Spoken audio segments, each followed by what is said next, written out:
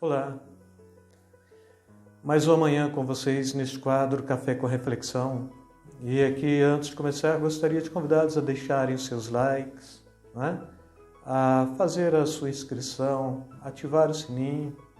E caso a mensagem está sendo boa para você, compartilhe com outras pessoas para que possamos, de fato, termos em nós consciência de que a palavra de Deus está sendo anunciada ou para alento, ou para consolo, mas com a proposta principal que é para a salvação.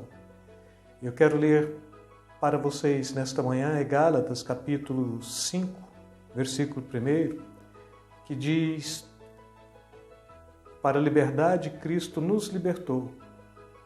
E depois Paulo continua: permanecei, pois, firmes e não vos dobreis novamente a um jugo de escravidão.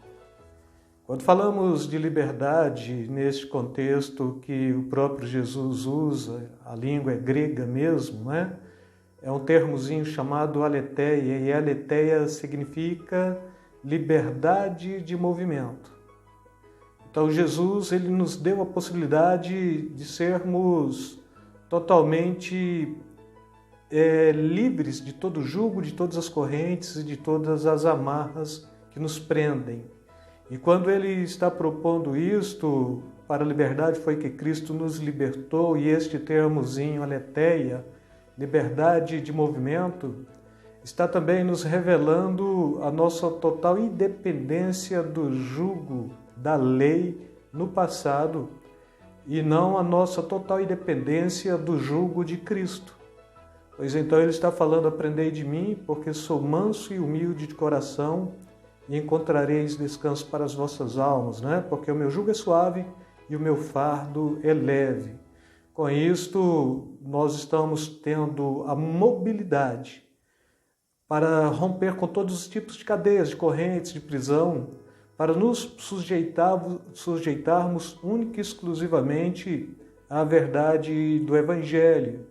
E sabendo que aqui já não tem mais este viés imobilizador que tanto tem pego e que tanto tem trazido pessoas para este processo da escravidão, para este processo do jugo de fato e de verdade, Mas o que nós temos hoje, irmãos? Nós temos plena liberdade para adorar a Jesus, plena liberdade para ter uma mente livre, uma mente pacificado, a mente de adorador.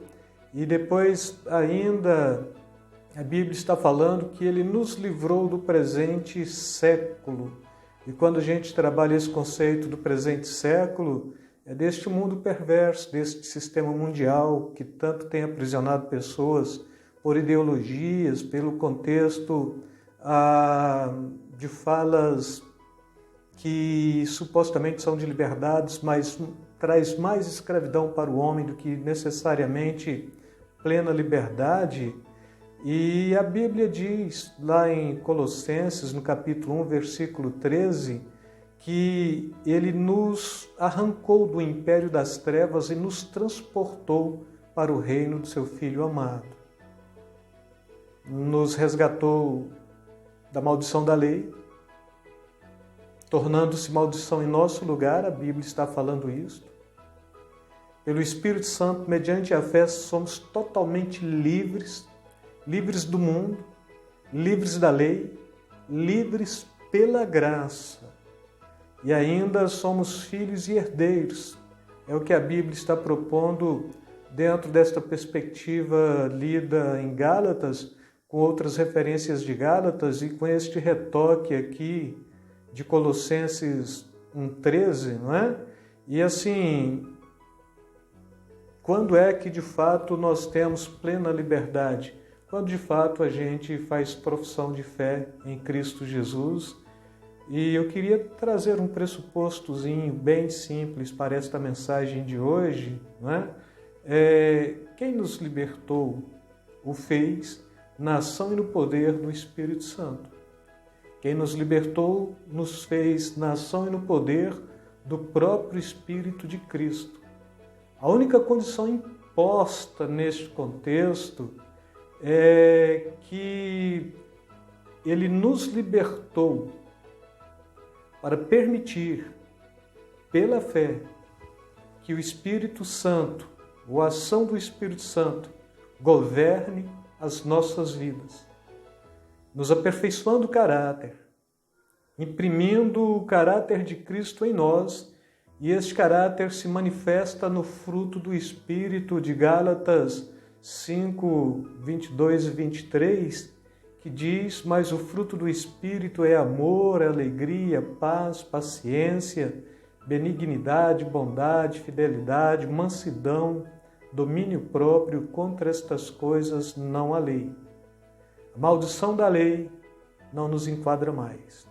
O mundo já não tem mais poder sobre nós. Foi para a liberdade que Cristo nos libertou. Como, de fato, Ele nos libertou, a minha pergunta para você nesta reflexão: você está usando bem esta liberdade dada por Cristo? Ou você está usando para o mal? Cristo te libertou, está em suas mãos.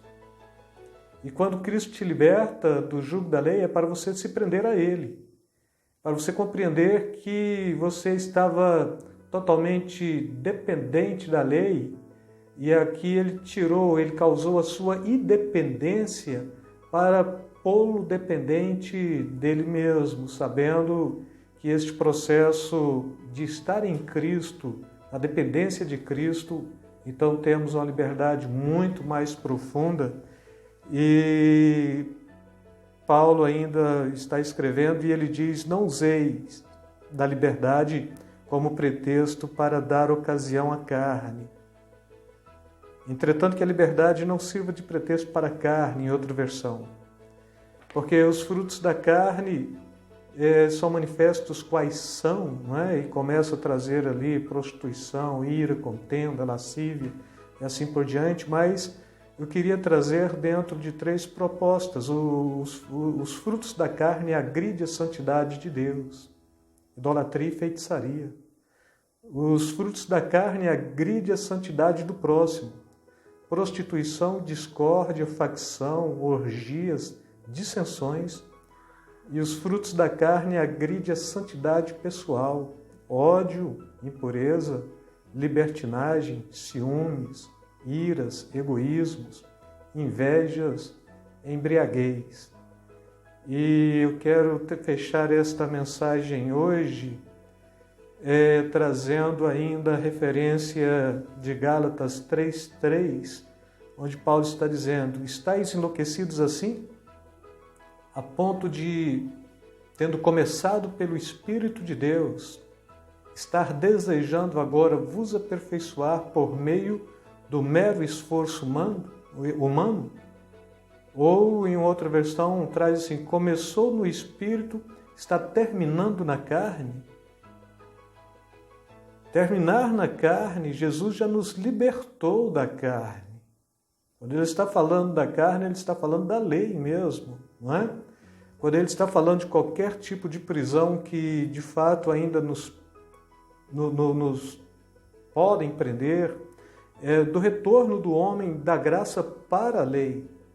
E aqui, uma versão bem interessante, ele diz: são tão insensatos que, tendo começado no Espírito, agora terminais na carne, não é? Então você é livre, você tem plena liberdade para louvar e para adorar o nome santo do Senhor.